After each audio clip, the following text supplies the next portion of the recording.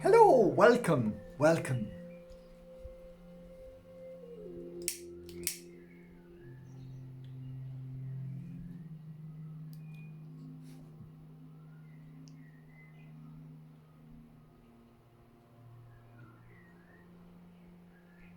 You want to know what I smoke? I'm going to show you.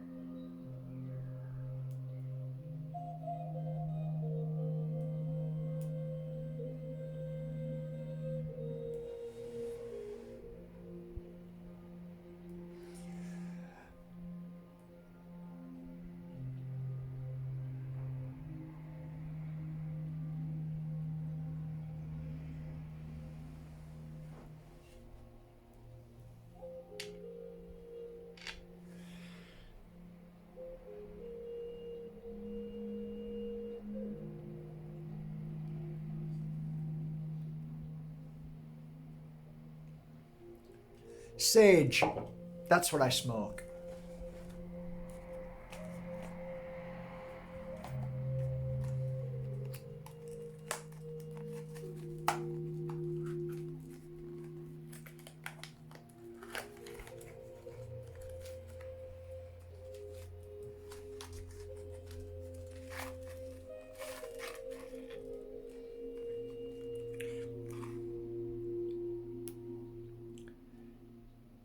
Sacred cleansing negative energy sticks.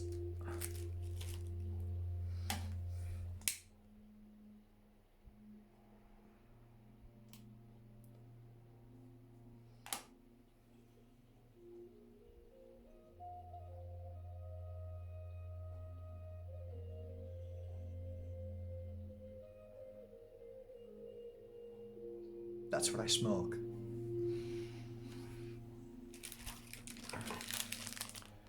Palo Santo sticks.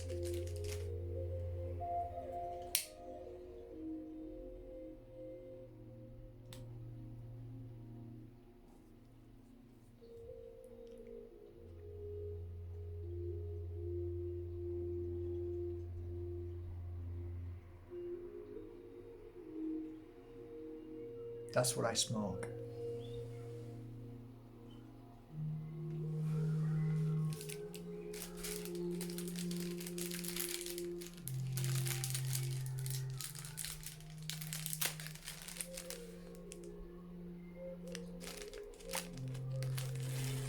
Sage sticks.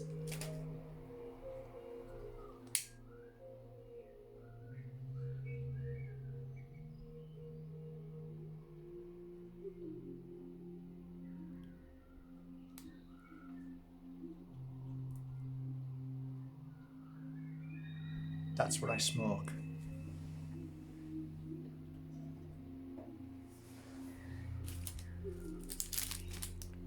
Frankincense sticks.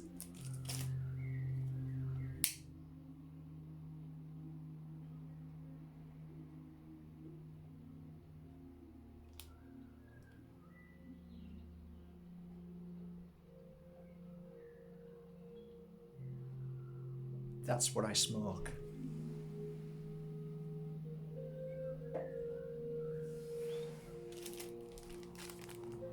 Lemon House Sacred Sticks, a blend of Palo Santo, frankincense, and sage.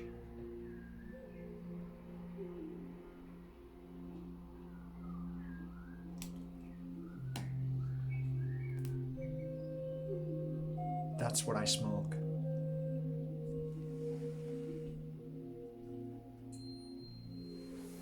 Welcome. It's a beautiful day today to talk about what I smoke.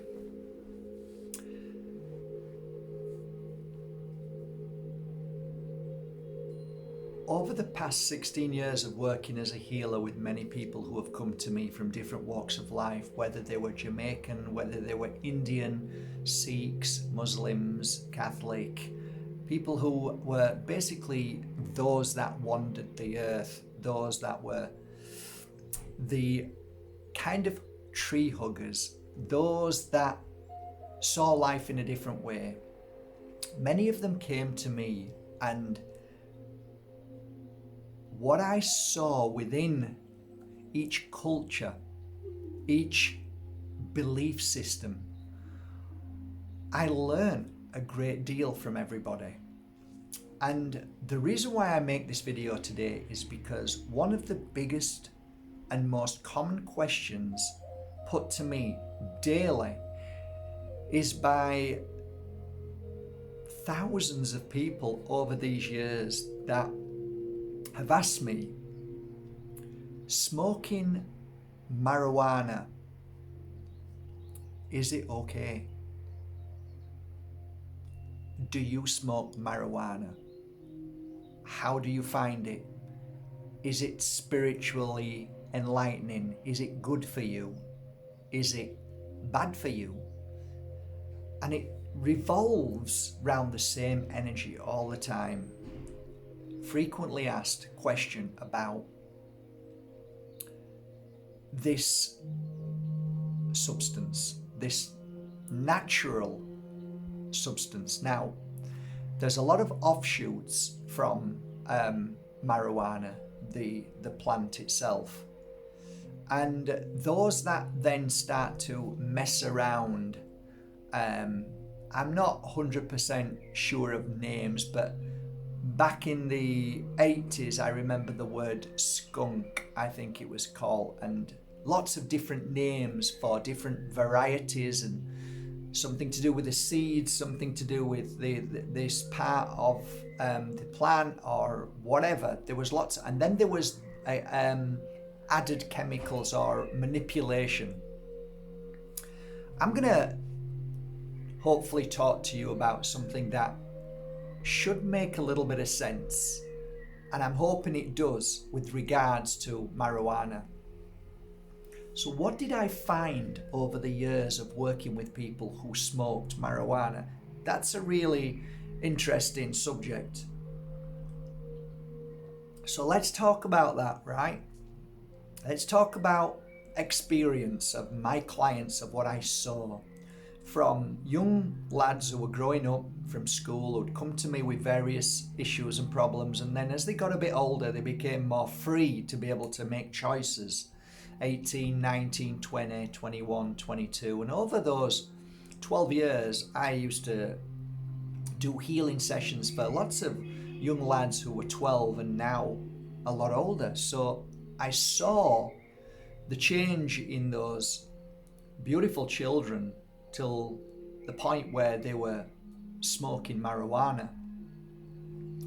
And again, there's a pattern in all of this, and I'm going to explain to you exactly what I saw. I am on the fence about this, okay? So I'm neither for or against. What I am for is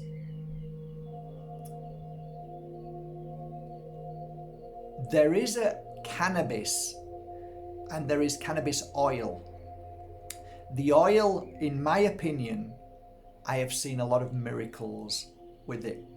The work done with this stuff is incredible. But we're talking about smoking marijuana and what happens when you smoke marijuana, both physically and emotionally and spiritually. So let's get into that subject now, shall we? So one of my clients was called Michael. Michael was a lovely lad. When I first met him, he was 13, 14 years old. And when he sat in front of me, I could feel that something was off balance certain times when he would come. And I'd say, "How are you doing, Michael?" His mum and dad were very wealthy in Marbella. And I don't think he wanted for anything. And his friends were all of the same kind of energy as him. So I could sense 1 week he'd come and he'd be in full energy focus, and then other weeks he'd come and he'd seem a little bit off. And I'd say, "You're a bit off today, Michael," and he'd laugh. And I obviously knew I was off, but I would hope that he would tell me. And eventually he did.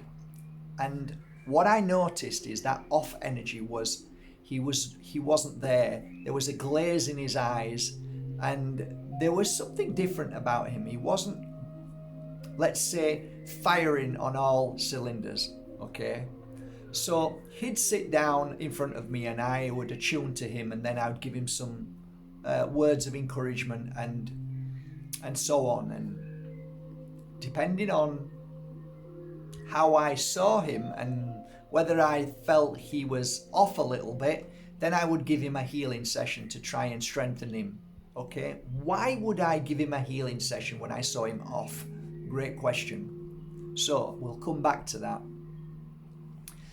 I also read for somebody called Benjamin. Benjamin was a lovely guy. He was mid 18, 19 years old. And again, I saw the same thing within Benjamin, who used to come. Different upbringing, but still the same off energy and on energy. Now, I had maybe 50 clients like that, and most of them, I have to be honest, were male, not as many female, but there were some female. Now, here's where it becomes a little bit challenging, and you might understand this or you might not. I had a client called Shane, and Shane would come to me and I would have a very, very nervous feeling when he sat down. And that feeling was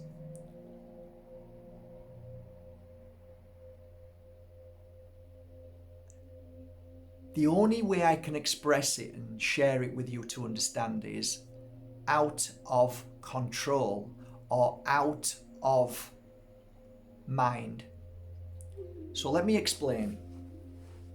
I knew these teenagers and these young guys going into adulthood were smoking marijuana. You can't fool me. I can see it and feel it. Not so much smell it, which I can, but I just knew. So I confronted all of my clients at some point, and at that point where I felt it was necessary to explain was because of Shane. And I said this, and I'm going to tell you now. Over the decade and a half I've witnessed people who regularly smoked pot, whether it's black, whether it's whatever it is, okay? There are certain souls who have the ability to overcome the physical transformation of what that drug did. What that plant did to them, some people had the ability that the physical would not be hijacked, let's say, and others not. They had no ability to stop themselves from tipping. Now, I am not saying it's right and wrong. I'm just telling you what I saw. But what I did see within Sean was this. I was frightened and I was nervous around him. And he looked at me and said, "What's wrong, Mark?" And I said, "Today I'm nervous." And he said, "Why?" I said, "I'll tell you why." I said, I feel energy through your physical mind, heart, eyes, liver, stomach, brain, tongue, throat. I see energy and I look at that energy and feel it, and I ask for information. What's happening? What's going on? When I receive that information, it comes in twofold. One, everything's fine and balanced, and the other one, something's very unbalanced and something's wrong, and that is an alarm bell.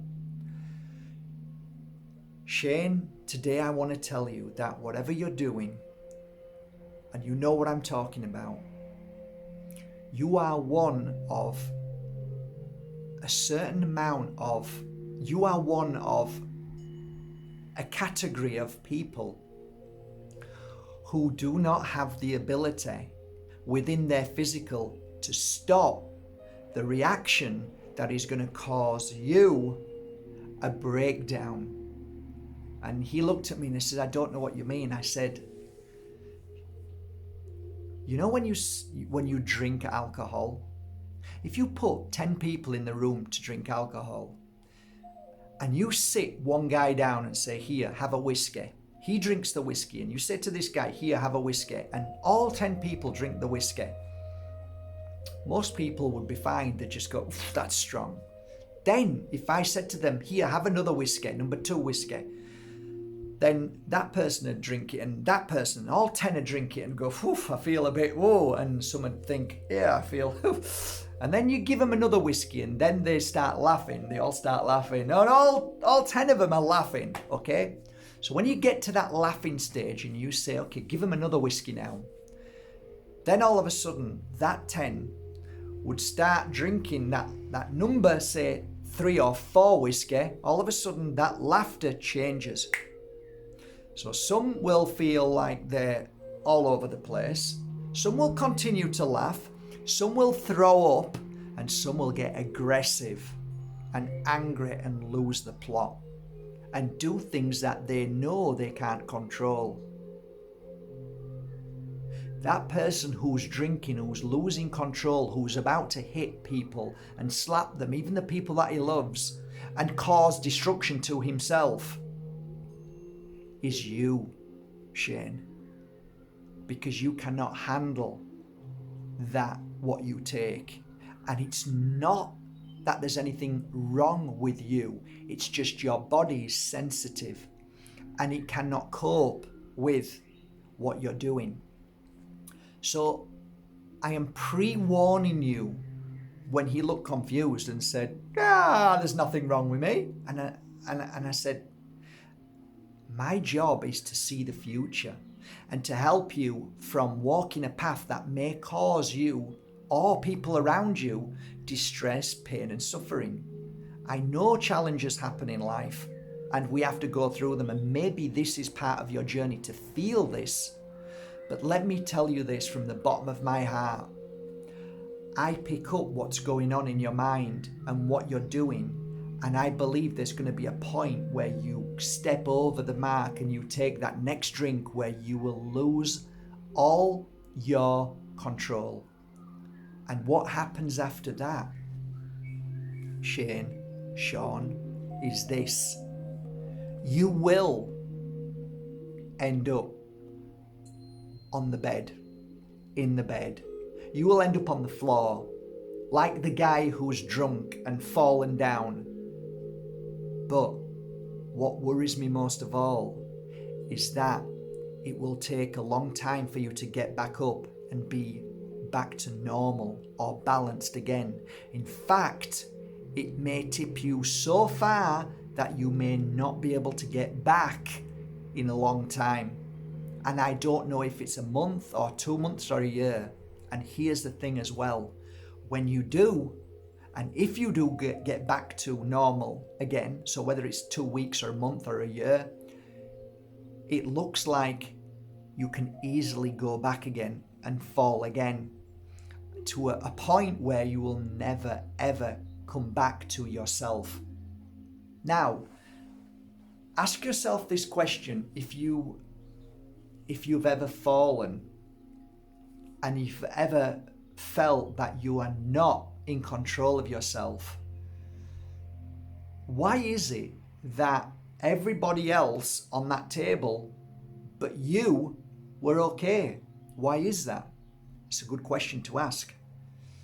And although I shared with you it's because of the complexity of you being an individual, beautiful, sensitive soul, and physically speaking, you are not made up as strong as the rest of the people, or maybe you probably are stronger in a sensitive way and it affects you more. But here's the thing. If you know that it affects you in this way, deep down, we all know. Why is that? Why does it affect you in that way? And why do you keep going back for more? The question is, you go back for more because, like a guy who goes to the gym to pump iron, like somebody who goes to run for 2 miles, somebody who goes to the bar to drink alcohol, or somebody who smokes this, they're doing it not because of fun, not because of enjoyment, but to release or to de-stress from whatever you're going through in life. And I would bet anybody, I bet my bottom dollar, that anybody who takes recreational drugs do it because their life is filled with stress or complexities that they want to just let go of. Now, my dear friends, I have never met anybody in this field of work that I've helped that has ever overcome any of those life challenges by recreational drugs. But what I have seen is a point in their life that they look back and say, I can't even remember that time. It's like a blur. Or, that wasn't a good point in my life. Or, I had to go to hospital because I broke down. Or, I lost the plot and actually wasn't me. So the outcome to this is never a positive one if you keep doing it. When you look at your life like I did at one point and said, none of this is helping me, what did I need to do to find my happiness?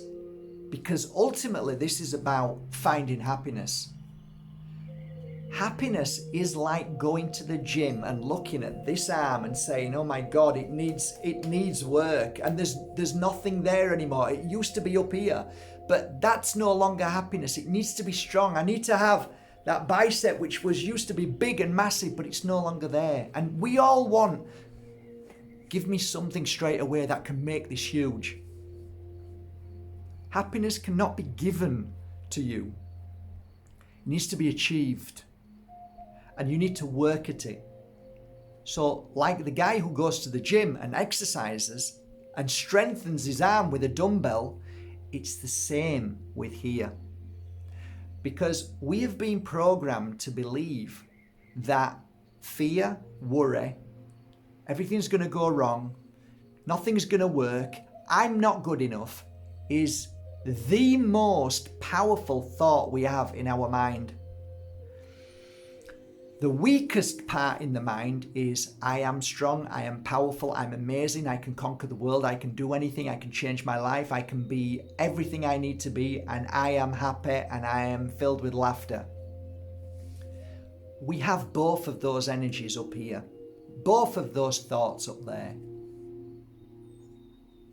And it's which one you feed. Which one do you feed? Be honest. Which one do you feed? I would say most of us feed the doubt and the fear and the lack of being able to do anything that we believe in ourselves.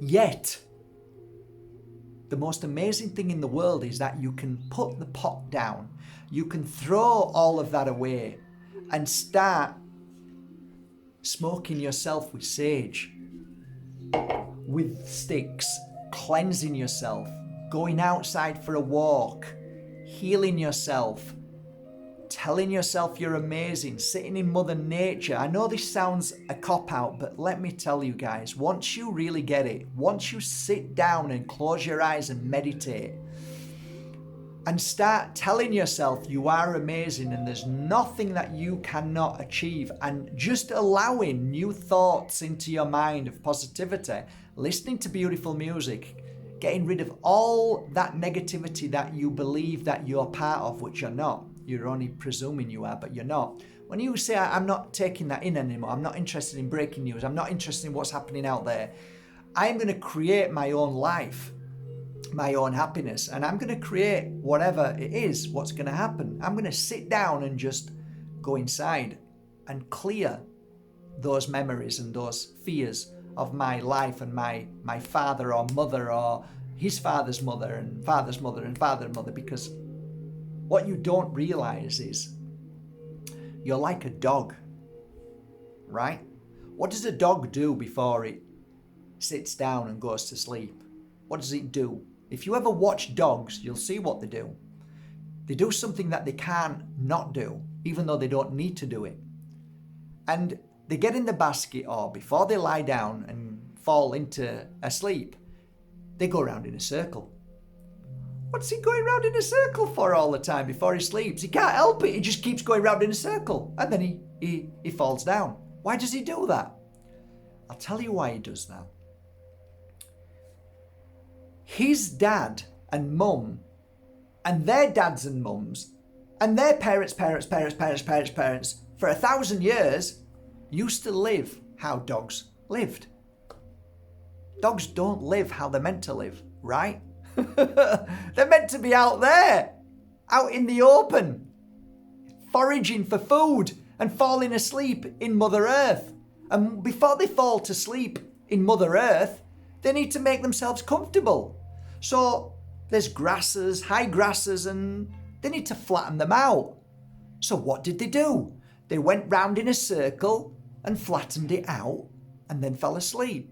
Yet here we are today, thousands of years on, and they still hold that very memory inside them to flatten the earth.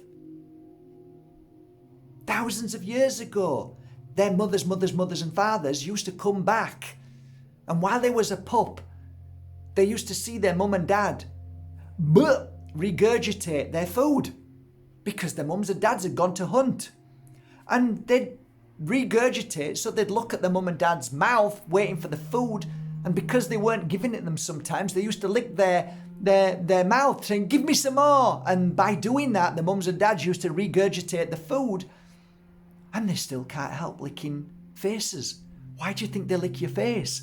They don't lick your face because they love you. They lick your face because they can't help it. Because it's part of a memory. They do it because they see a mouth and they lick it because what they were given as genes or DNA or memory is there forever. Doesn't go. What are you doing? Stop doing that. I can't help it. I'm just doing it because I don't know why I'm doing it. Why are you turning around in a circle? There's no big trees and bushes. Why are you doing that? I don't know. I'm just doing it. The point I'm making, beautiful people, is that inside every one of us is a memory that we do things that is not your fault. It's not your fault. Your knee-jerk reactions, you're getting upset or sad or angry, it's not your fault. It's a memory that your fathers instilled into your genes and not the ones you wear. DNA. So you are your ancestors. So breaking the mold of all of those things that trigger you to do what you do and feel stressed and not have the answers for certain things and then turn to pot and smoke isn't the answer. The answer lies within you to recognize what is wrong with you, in the sense of stop blaming yourself and realizing, guys, that you have to fix what those guys did back then for their own reasons, because of what they were going through, their tests and challenges, which were different from yours now, and what you hold, and wonder why you act the way you do. So I guess to end this conversation, I want to say, give yourself a break. Because in truth, all your reactions and all your fears and worries, maybe, just maybe, are not yours. And a good time to start changing your life and reacting differently is now. And now that you know it's not you, isn't that beautiful? And isn't it time you changed your life for the sake of your children's children's children's children? And maybe you are the one to break the mold of all of those parents that could never do that or never saw it. And this is the most amazing opportunity for you. And I would ask you with my hand on my heart, if you are watching this and you smoke, maybe it's time to change that and stop and start living a healthy life and working on yourself and being the most amazing soul in the world, to the point that you realize that the only thing you need to smoke is sage, Palo Santo, frankincense.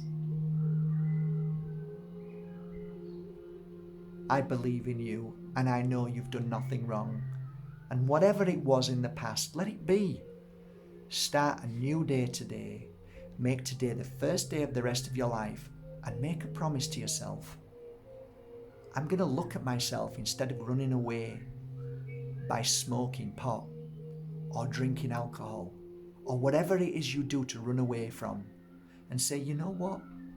I am not my reactions. And you know what?